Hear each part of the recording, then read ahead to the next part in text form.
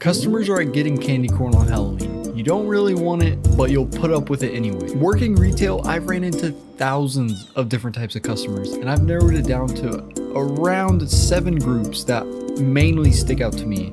If you're just like the average customer that doesn't stick out, I'm not counting you. The Karen. Let me just start off right in the meat and potatoes. Karens are the most dangerous type of customer. If you engage one, take extreme precautions because they will do every ninjutsu to get you fired. They will also strike you down wherever they feel like. If they want to run up on you on the aisle, they will. If they want it in the bathroom, I hope you brought toilet paper because it's going to be a messy cleanup. Karens are also evolving by the day. More and more are becoming more aware on social media, so they're aware of what a Karen means. And even saying that someone is a Karen to someone, that could be all it takes to summon one. The questionnaire.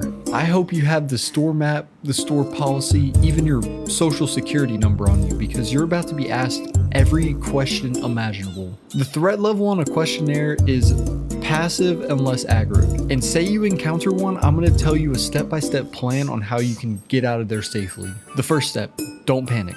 Step 2, pray that you know everything about everything in the store. Third, if you are hit with a question from them, never say I don't know. And if you don't know a question, pass it on to another coworker and get out of there. Manager Mike. Do you have a manager on speed dial? I hope you do because you're going to need it. Manager Mikes will never miss an opportunity to get a manager involved. It's like when Plankton just tries to steal the Krabby Patty formula. They just do it for the love of the game. Their motives for doing so are still relatively unknown, but after having so many encounters with them, I'm starting to form some theories. My favorite theory that I've came up with is that they're trying to get managers involved so they can get a better deal on a product. It's an okay side hustle, but my next theory is they do it, like I said earlier, just for the love of the game. The oversharer. If you hate small talk just as much as Squidward hates his job at the Krusty Krab, this might be the worst customer for you. The threat level on the oversharer is very low, and if you happen to aggro them, then that is fully on you.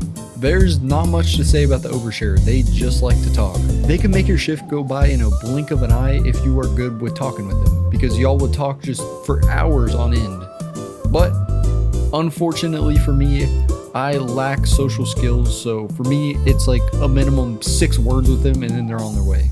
The always on the phone guy.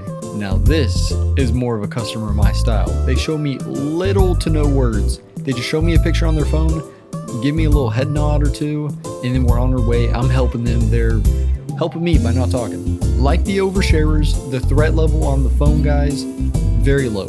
But my one advice for them is to never misinterpret them. Doing so could lead to a soggy sandwich of an interaction like the oversharer. And there's not much else to say about them.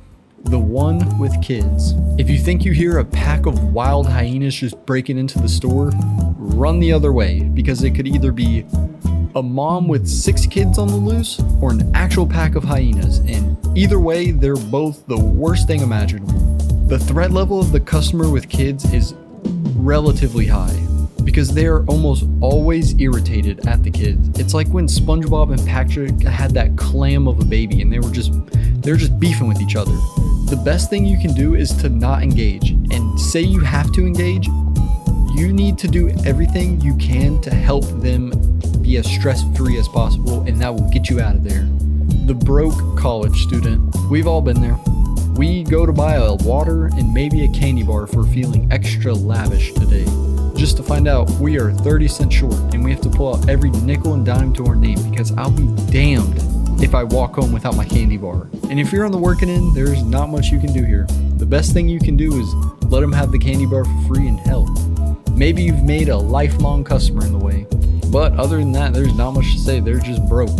Now that I've gave a brief description of every archetype that I've ran into over the 1,000 customers, I'm going to talk about my worst of the worst customer in my opinion.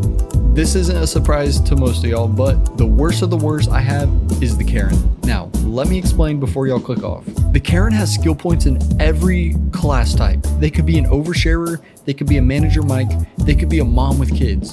It doesn't matter. If you're trying to defuse the situation, the Karen will adapt to whatever tactics you're using like Maharaga and just unleash their ultimate curse technique. So the way I hard counter a Karen is I like to call it the bait and switch. First, you need to make the Karen think they figured out your curse technique, and right when they're about to adapt, you switch them down.